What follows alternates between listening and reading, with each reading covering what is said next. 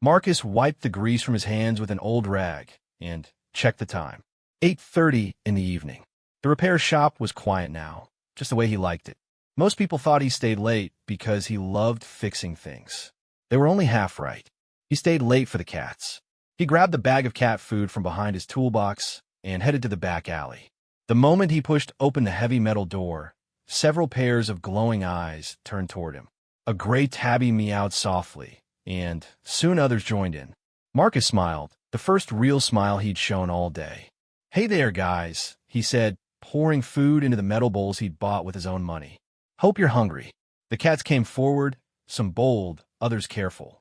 There was the orange one with the torn ear, the black one with white paws, and the skinny calico that always ate last. Marcus knew them all, even if he'd never given them names. Names made things too personal, and he learned long ago not to get too attached to anything. Above, invisible to human eyes, Seraphina watched. She had been watching for 3 Earth months now, though time meant little to beings like her. In her true form, she was pure energy and starlight, but tonight she appeared as a shimmer in the air, a trick of the light that humans would dismiss as imagination. She found this human fascinating. On a planet where beings often ignored the suffering of their own kind, this one fed creatures that gave him nothing in return. No profit, no advantage. Just simple kindness repeated every single night without fail. "Curious," she whispered to herself, her voice like wind chimes in a breeze that didn't exist. Marcus finished feeding the cats and sat on an old crate, watching them eat. His coveralls were stained with oil, and his boots were worn, but he looked content. A small kitten, newer to the group, approached him slowly. It was missing part of its tail and walked with a slight limp. "You're new," Marcus said softly. "Rough start, huh? I know how that feels." The kitten sniffed his outstretched hand, then rubbed against it. Marcus gently scratched behind its ears, careful not to startle it. He didn't know that each act of gentleness sent ripples through dimensions he couldn't perceive, or that these ripples were what had first drawn Seraphina's attention. In her realm, the Council of Celestial Observers had been monitoring Earth for eons. They watched civilizations rise and fall, recorded wars and peace, births and deaths. But individuals rarely caught their attention. Humans were predictable in their patterns of self-interest and survival. This one was different. "Why do you feed them?" Seraphina asked, though she knew Marcus couldn't hear her. "What do you gain?" Marcus stood up, brushing off his pants. "Same time tomorrow," he told the cats. "Try to stay out of trouble." As he walked back into the shop, Seraphina made a decision. She would need to understand this better. The council had given her permission to observe, but observation from afar only revealed so much. She needed to get closer. The next day started like any other for Marcus. He arrived at the shop at 6 in the morning, made terrible coffee in the old machine, and got to work. Cars came broken and left running smooth. Customers complained about prices, rushed him to work faster, and barely said thank you. He took it all in stride. During his lunch break, he sat outside and watched the city go by. People hurried past, focused on their phones or their own problems. Nobody noticed the mechanic in dirty coveralls eating a sandwich alone. Nobody except the being who had been watching him since dawn. Seraphina had taken a more condensed form now, though still invisible. She hovered near Marcus, studying his movements, his expressions, the way he carefully saved half his sandwich. At first, she thought he was still hungry, but then she saw him break it into pieces and leave them where the birds could find them. "Even your food, you share," she mused. How strange. That evening, as Marcus prepared for his nightly routine, something unusual happened. An expensive car pulled up to the shop just as he was about to lock up. A woman in a business suit stepped out, her face tight with worry. "Please," she said, "I know you're closing, but my car just died. I have to get to the hospital. My daughter." Marcus didn't hesitate. "Pop the hood," he said, already grabbing his tools. He worked quickly, diagnosing the problem in minutes. A loose connection, easy fix. The woman tried to pay him extra for the after-hours help, but Marcus waved her off. "Just get your daughter," he said. "That's payment enough." The woman's eyes filled with tears. She thanked him repeatedly before driving off. Marcus watched her go, then checked his watch. 8:45.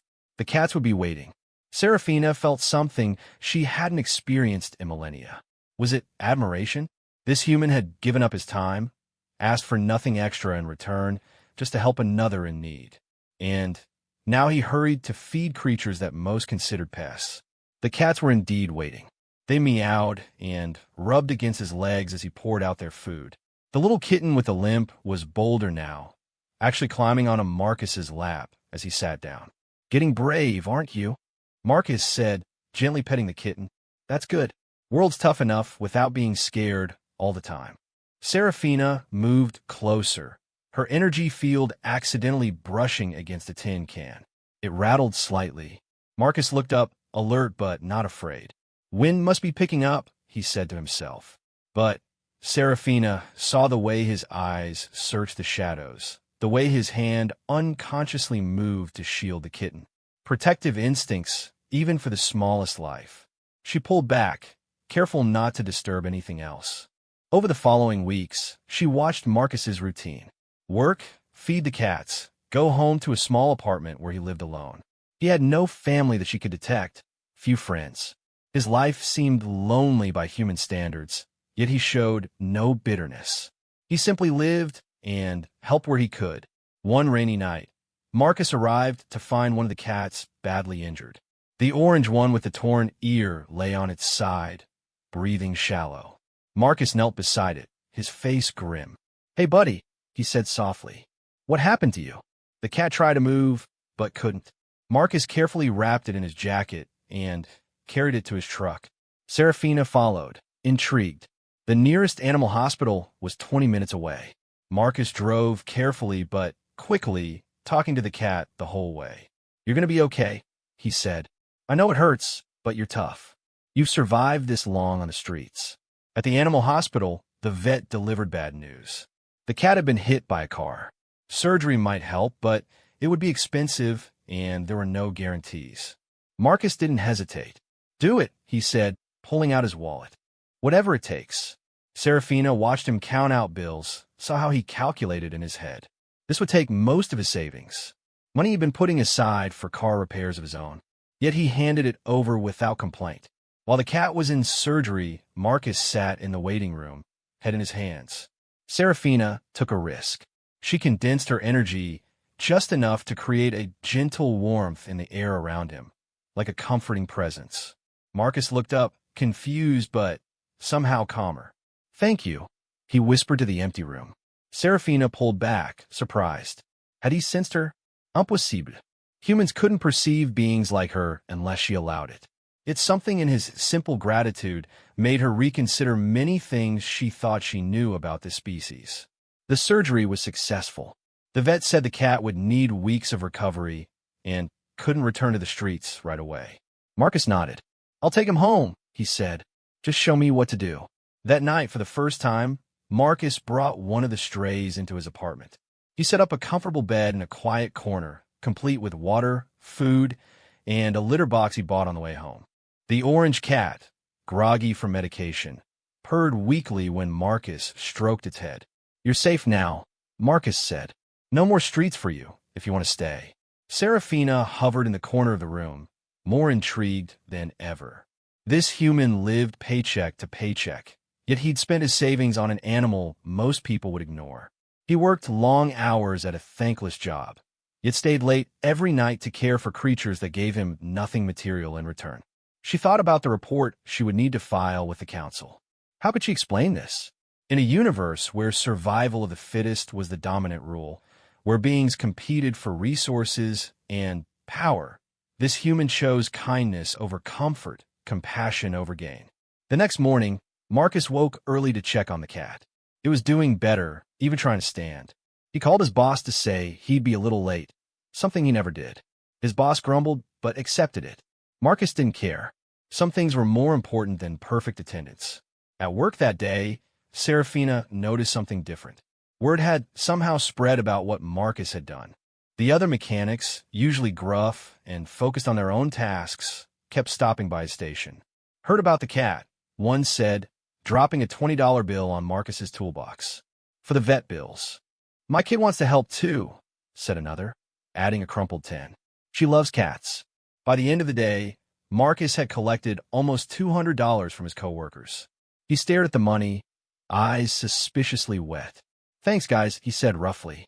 This helps a lot." That evening, he was extra generous with the cat food. The strays seemed to sense something had changed. They were more affectionate, more trusting. The little kitten with the limp now ran to meet him, its gait still uneven but eager. "Good news, everyone," Marcus announced to his feline audience. "Your buddy's doing well. He's got a warm bed and all the food he can eat. Maybe there's hope for all of us." Serafina made another decision.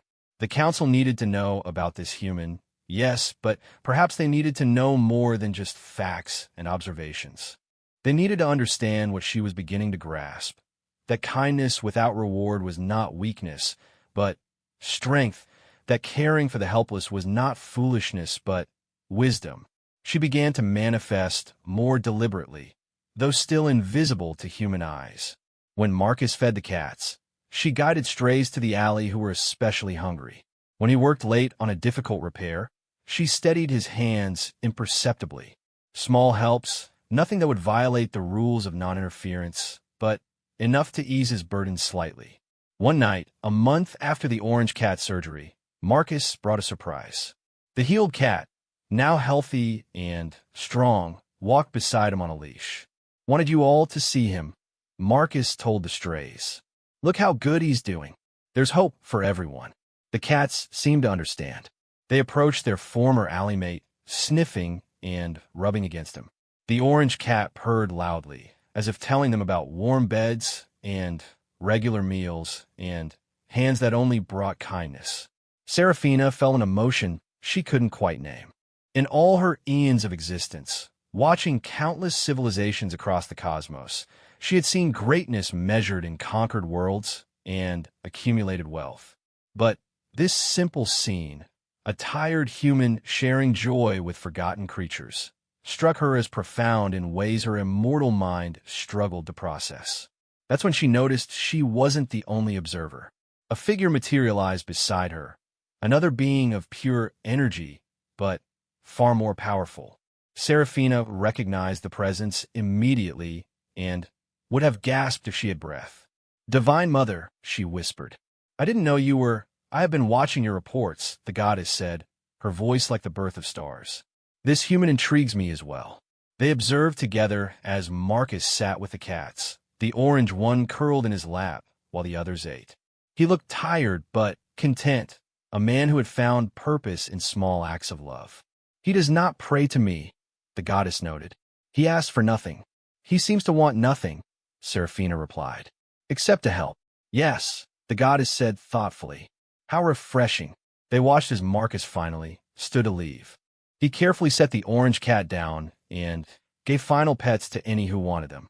"Same time tomorrow," he promised, as he always did. After he left, the goddess turned to Serafina. "You have done well to bring this to our attention. But observation has its limits. Perhaps it's time for a more direct approach." Serafina felt a thrill of anticipation mixed with concern. "Direct, Divine Mother?" "But the rules of non-interference have exceptions," the goddess finished. "For beings who embody the virtues we hope to see flourish in the universe. This human feeds the hungry without thought of reward. He heals the sick with his own resources. He shows mercy to the forgotten. These are divine qualities, whether he knows it or not." The next day brought changes to Marcus's routine. First, he woke to find an envelope under his apartment door. Inside was a check for exactly the amount he'd spent on the cat surgery, plus a little extra. No name, no explanation, just a small note that said, "For the kind one." Marcus stared at it, confused but grateful. He had no idea that across dimensions, a goddess had decided to balance the scales. At work, more surprises waited. A customer he'd helped months ago returned, not with car trouble, but with an opportunity. "I own a chain of repair shops," the man said. "I've been looking for someone to manage the new location. Someone trustworthy, who cares about more than just profit." Interested, the pay was double what Marcus made now. The hours were better too, He could set his own schedule. Marcus accepted, still stunned by the sudden turn of fortune. That evening, he arrived at the alley with more than just food. He'd bought proper shelters for the cats, weatherproof houses where they could stay warm and dry. As he set them up, he kept shaking his head. "Can you believe it?" he asked the cats. "Things are looking up. Maybe I can help even more of you now." The little kitten with the limp climbed into one of the new shelters immediately, turning in circles before settling down. The others investigated more cautiously, but seemed to approve. Seraphina appeared beside the goddess again, both invisible but present. "You arranged this," Seraphina said. "It wasn't a question. I arranged opportunities," the goddess corrected. He still had to choose to take them. He could have kept the money for himself, bought a new car, moved to a better apartment. Instead, his first thought was how he could help more. That is why he deserves what comes next. "What comes next?" Seraphina asked. The goddess smiled, an expression of pure benevolence that would have blinded mortals. "Watch and see." Over the following weeks, Marcus's life transformed. The new job gave him resources he'd never had before. He established a proper feeding station for the strays, partnered with a local vet for discounted care, and even started finding homes for the friendlier cats. But the biggest change was in Marcus himself. The weight he'd carried for years, the loneliness and struggle, began to lift. He smiled more, laughed easier. When he fed the cats now, he told them stories about the ones who'd found homes. "Remember the tabby with the white spot?" He'd say, "Living with a nice old lady now. She sends me pictures. He sleeps on silk pillows, can you believe it?" One special evening, as the sun set over the city, something extraordinary happened. Marcus had just finished setting out food when he felt a presence. Not threatening, but powerful. He turned slowly. A woman stood at the alley entrance. She seemed normal at first glance. Average height, simple clothes, gentle face. But her eyes held depths that spoke of ancient wisdom and infinite compassion. "Hello, Marcus," she said, her voice familiar though he'd never heard it before. Marcus Raplia Cautiosly. "Can I help you?" She smiled. "You already have. More than you know." She walked forward, and the cats, normally skittish around strangers, rubbed against her legs as if greeting an old friend. The kitten with the limp actually ran to her, something it had only ever done with Marcus. "You know them," Marcus said. Not quite a question. "I know all living things," she replied, kneeling to pet the kitten. "But these ones are special. They're loved." Marcus shifted uncomfortably. "I just feed them. It's nothing special, isn't it?" She stood, meeting his eyes. "Every night for 3 years, you've come here. Rain or shine, tired or sick, you've come. You spend your savings on one who is hurt. You share what little you have with those who have nothing. Tell me, Marcus, why?" He thought about it. Nobody had ever asked him why before. "Because they're hungry," he said finally. "Because they're alone. Because if I don't, who will?" The woman's smile grew radiant. "Exactly." She reached out and touched his hand. In that moment, Marcus saw everything. He saw Seraphina's months of observation, saw the goddess's attention drawn by reports of his kindness. He saw how his simple acts rippled outward, inspiring others, creating chains of compassion. He saw the cosmic significance of feeding hungry cats in a dirty alley. The vision faded, but the understanding remained. Marcus stared at the woman, the goddess, with awe but not fear. "Why?" he asked. "Why show me this?" "Because kindness should not go unrecognized," she said. "Because those who give from the heart deserve to receive. Because in all my eons of existence, across countless worlds, beings like you remind me why creation is worthwhile." Marcus felt tears on his cheeks. "I don't need rewards. I didn't do it for I know," the goddess interrupted gently. "That's precisely why you deserve them. But I'm not here to give you riches or power. I'm here to give you a choice." She gestured to the cats, to the alley, to the city beyond. "You can continue as you are, living a good human life, helping where you can. Or you can accept a greater responsibility. There are so many who need help, not just here, but everywhere. I could use someone with your heart." Marcus understood. She was offering him a chance to do more, be more, to help on a scale he'd never imagined. But it would mean leaving this life, these cats, this simple existence he'd built. He looked at the strays he'd fed for so long. The orange cat, fully healed, rubbed against his leg. The kitten with the limp played with a leaf. Each one was healthy, safe, loved because of his simple choice to care. "Will they be okay?" he asked. "If I go?" The goddess nodded. "I promise they will be cared for. And not just them. Part of your new role would be ensuring no kind act goes unnoticed. No compassion goes unrewarded. You would be my hand in places I cannot always reach directly." Marcus took a deep breath. He'd spent his whole life fixing broken things, cars, machines, and, in his own way, broken creatures who just needed someone to care. Now he was being offered the chance to fix things on a cosmic scale. "Can I say goodbye?" he asked. "Of course." Marcus knelt among the cats one last time. They seemed to sense something momentous was happening. Each one came to him, even the shyest. He petted them all, whispered words of love and encouragement. "Be good," he told them. "Look after each other. Remember you're worth loving." When he stood, he felt different, lighter. The goddess extended her hand, and he took it without hesitation. "What happens now?" he asked.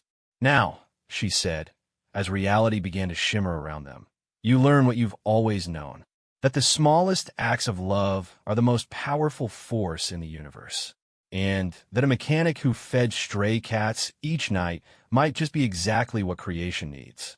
As they faded from the mortal plane, Seraphina appeared one last time, visible now to Marcus's enhanced perception. "Thank you," she said, "for teaching us that divinity isn't about power or worship. It's about choosing love when hate would be easier, choosing to give when keeping would be safer." Marcus smiled, his form already changing, evolving into something more than human, but still essentially himself. "I just fed some cats." "No," the goddess said as they entered her realm. "You fed hope into a hungry universe. And now, you'll help others do the same." In the alley, the cats finished their meal. Tomorrow, someone new would come, another kind soul guided by invisible hands to take up the torch. The cycle of compassion would continue, ripples spreading outward from one simple choice to care. And, somewhere in the celestial realm, a former mechanic began his new work, proving that the divine spark exists not in grand gestures or cosmic power, but in the simple act of feeding the hungry, healing the sick, and loving the forgotten. The universe, it turned out, ran on kindness. And Marcus had always been a very good mechanic.